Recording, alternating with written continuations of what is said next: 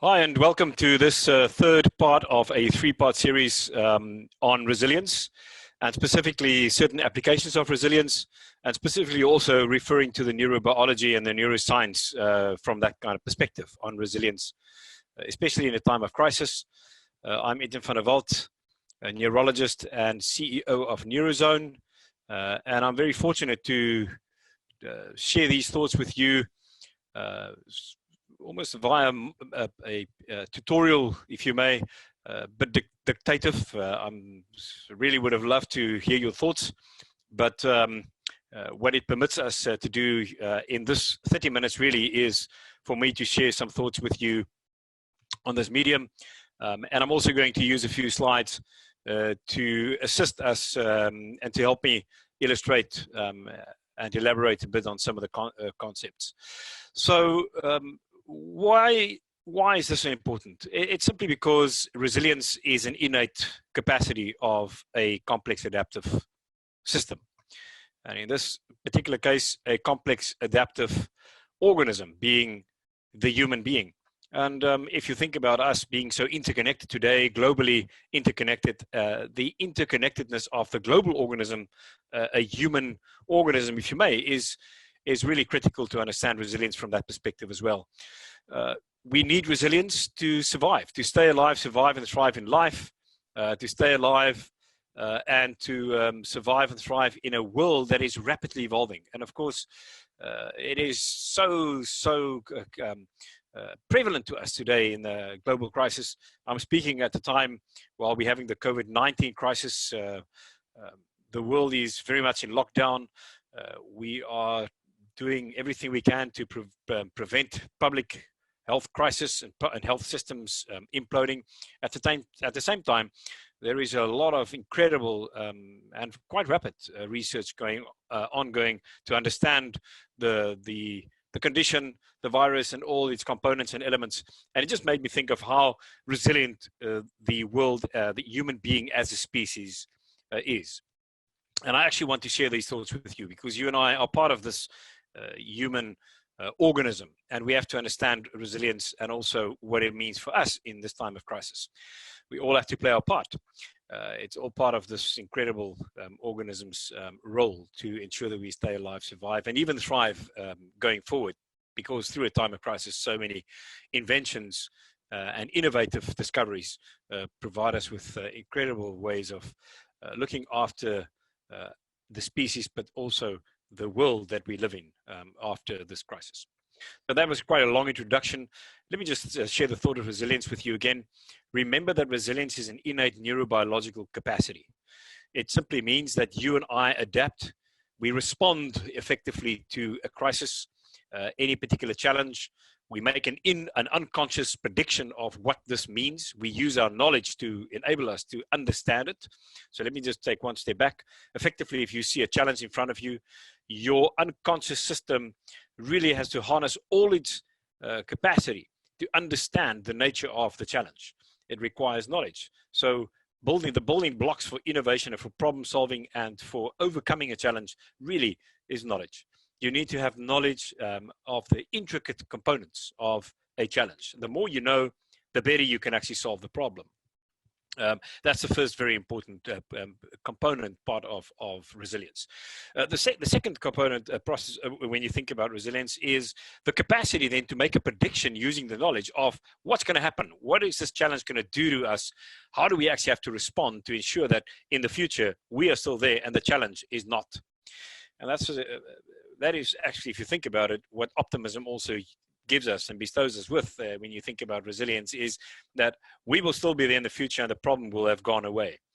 But the idea that you make a prediction of what's going to happen and how this is going to play out and how I have to adapt to this challenge to ensure that we are there in the future and the problem has gone away, that prediction is done by a very fascinating part of the brain-body system called the goal-directed system. It avoids threats, maximize rewards, make predictions, and that error has to be of such a nature that you continuously actually iterate around that prediction so that you can continuously adapt and ensure that you overcome the challenge with an innovative problem-solving response. Now, the problem-solving response is a function of this prefrontal cortex and the way that it uses all these components of knowledge to ensure that it actually builds a realistic scenario of the possible. And then once it's done that, it's innovatively overcome the challenge, and then it learns from it continuously. And so we continue to learn, grow through this process, and become better at overcoming similar challenges in the future. So the idea that we will be able to overcome a COVID-19 or maybe 2021 or 30 or 34, whatever that is in the future, and of similar nature and even dissimilar natures is very likely, given the capacity that we now do build by actually growing through this.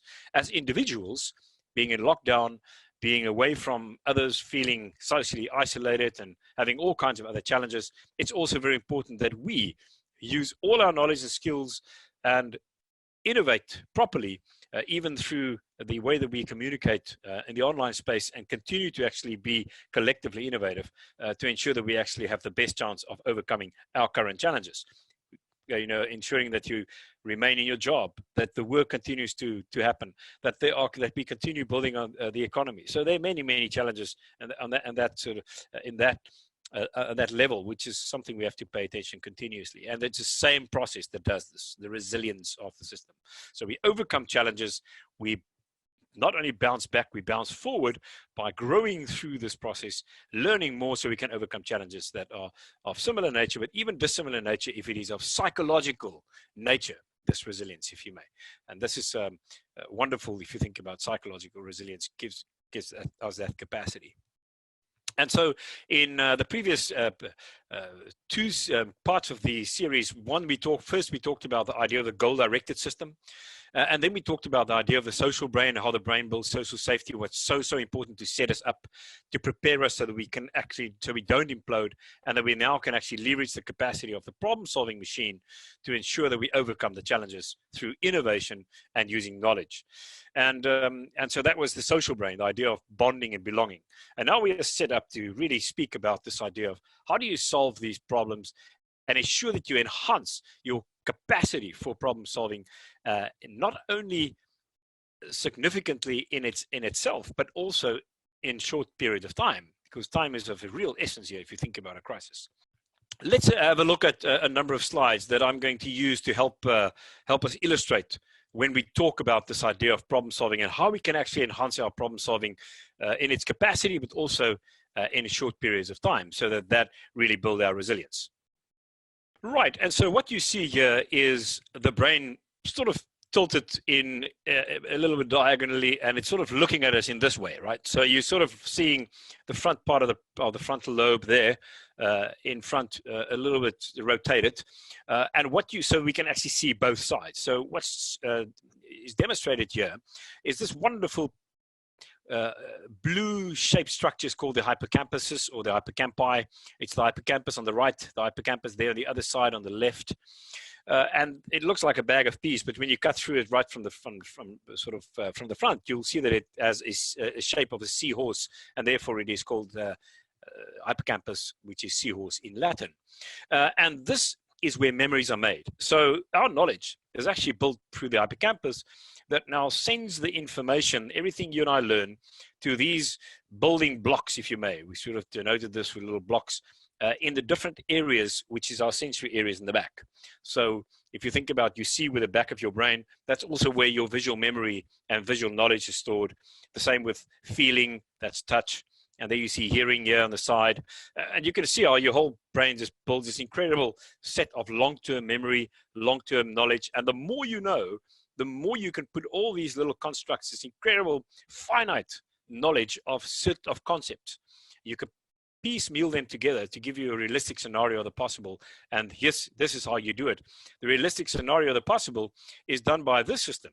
So you can see now we're sort of looking at the brain from the top, sort of the side. You can see the frontal lobes here, and it's just there, and I'm seeing it there. This is my so-called dorsolateral prefrontal cortex on the right and the left. And this area now receives the information from these building blocks, you can see, and it actually spreads from right to left, brings all the information together, giving me a global understanding and a holistic picture of the possible solution to the problem. But it uses the building blocks of knowledge. and it piecemeal it together through a process here called abstraction. This system is a wonderful system that works in your brain, in my brain, continuously. And let me just show you another way of how this works. First of all, remember we talked in the previous parts of the series about prefrontal regulation. So this part of the brain needs to be very well looked after. It needs to be regulating the system through mindfulness, exercise, all those beautiful things you do, sense of belonging, social safety, giving us this baseline relaxed physiological state so that the brain is ready to regulate the system. Now, what I'm going to show you is if I need to solve a problem, and this happens in the unconscious, and it mostly happens while we're sleeping, in the latter part of the night mostly. This is an incredibly simplified way of just looking at problem solving. The idea is that this arrow here, this line, this arrow is focused on this particular area, which is the focus to the problem. And you can see it's actually just very visually demonstrated, very oversimplified. Please don't think this is accurate, but it actually does give us the idea that there's focus on a problem, which is unconscious.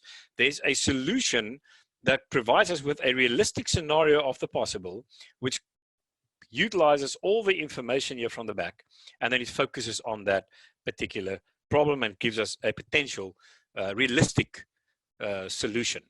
And this is what a realistic solution coming to the consciousness as well in this sense represents.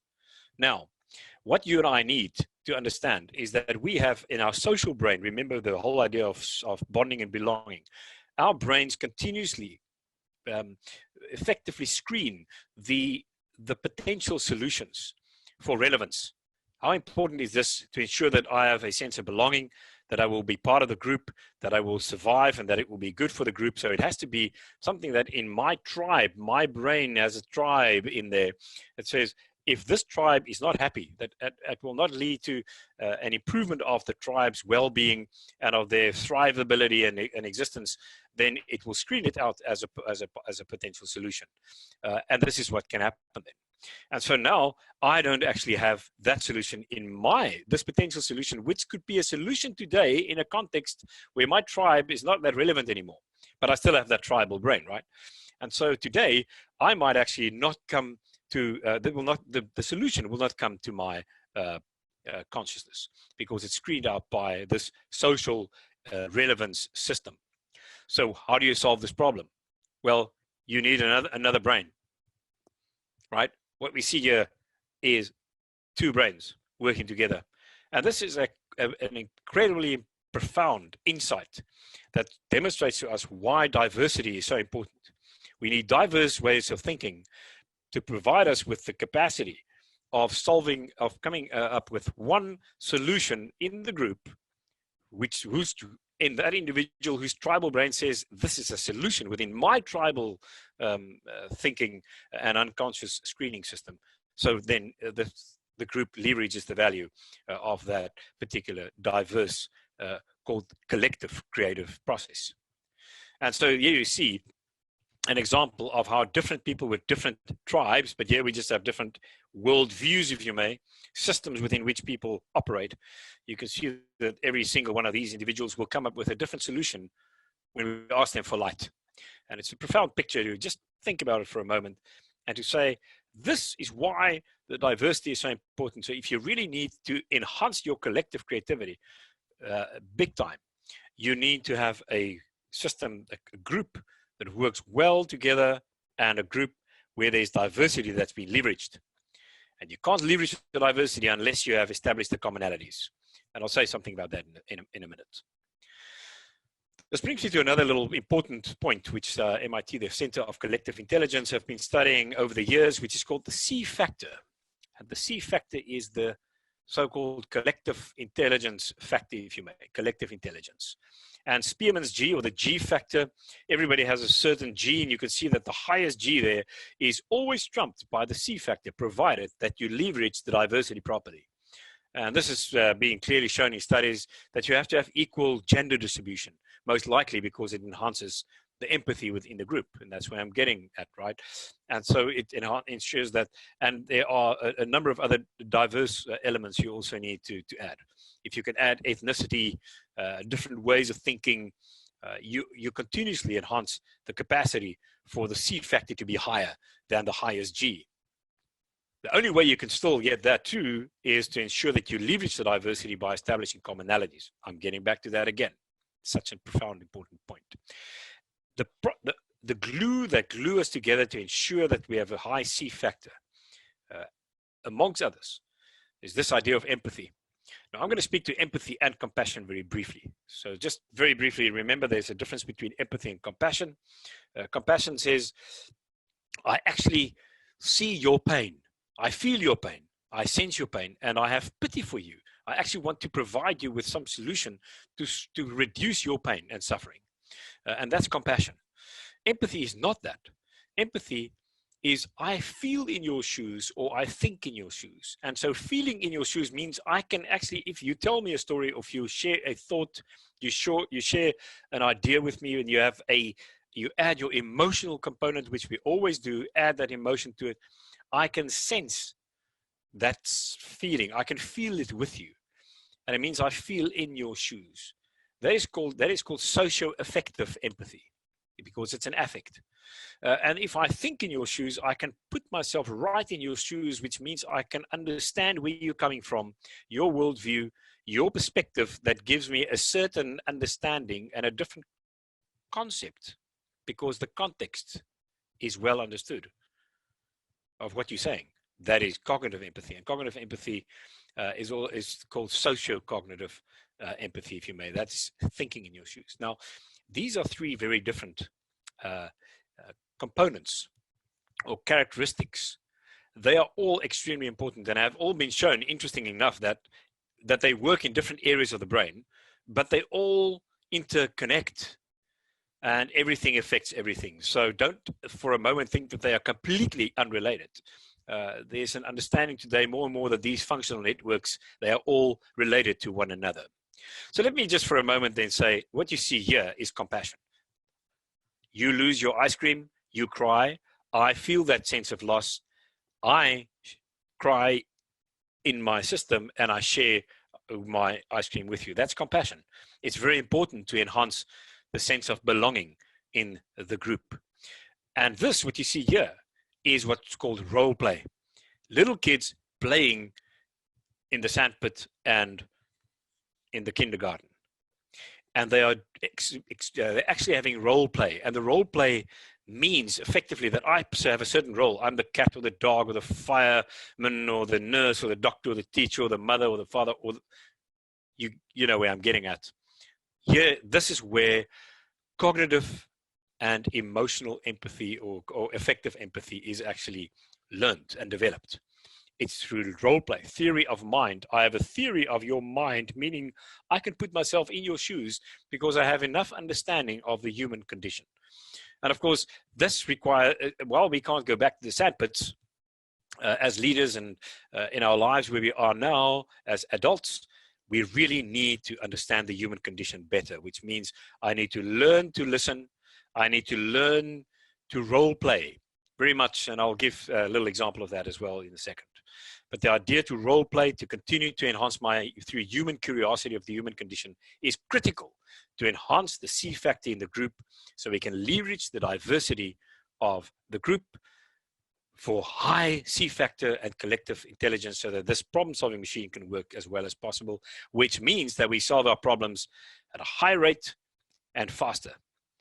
And that's essential for resilience of the group, of the team, of the organization, and for you and me as individuals, which has also been proven.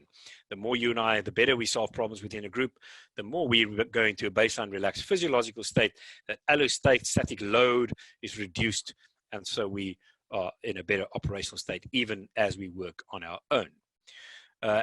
And so what you see here is just another example of how an individual tries to solve a problem.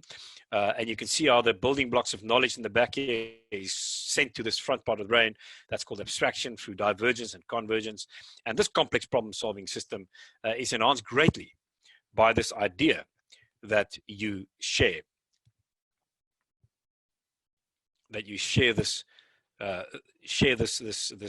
collective space to leverage the diversity of very many different brains. So just a few final practical remarks. I would say that's really important today is establish commonalities to leverage diversity. How do you establish commonalities? Intuitive leaders do this naturally. And of course, but we are very used to sit around tables together. In the time of crisis, if you're isolated, how do you do that? How do you do it on the screen?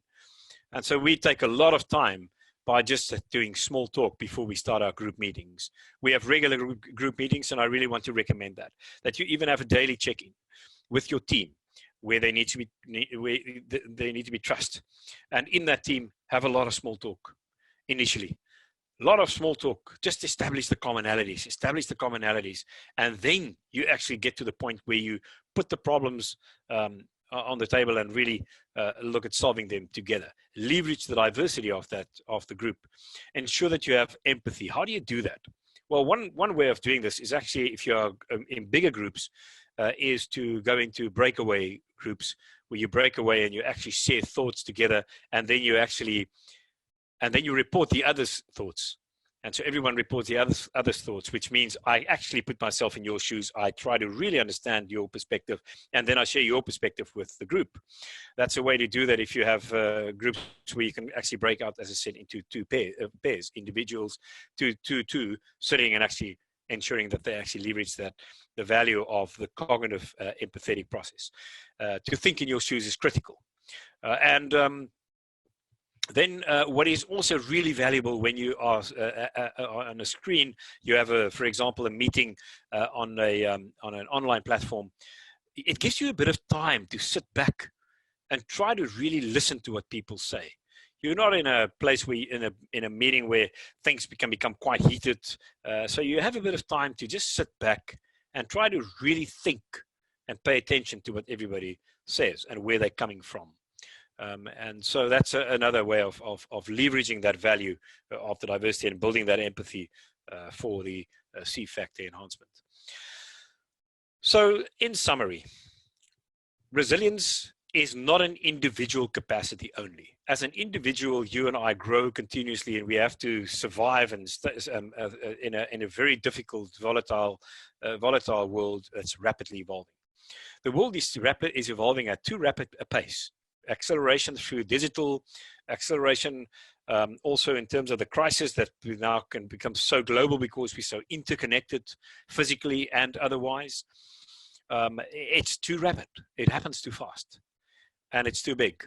And so we really need each other as a collective, and we really need to understand how we as teams plug in, forming the units of the family of society, if you may, the teams of an organization, of an organism, to ensure that we actually leverage the value of each other's contributions. We need to understand the idea of cognitive, effective empathy, and also compassion.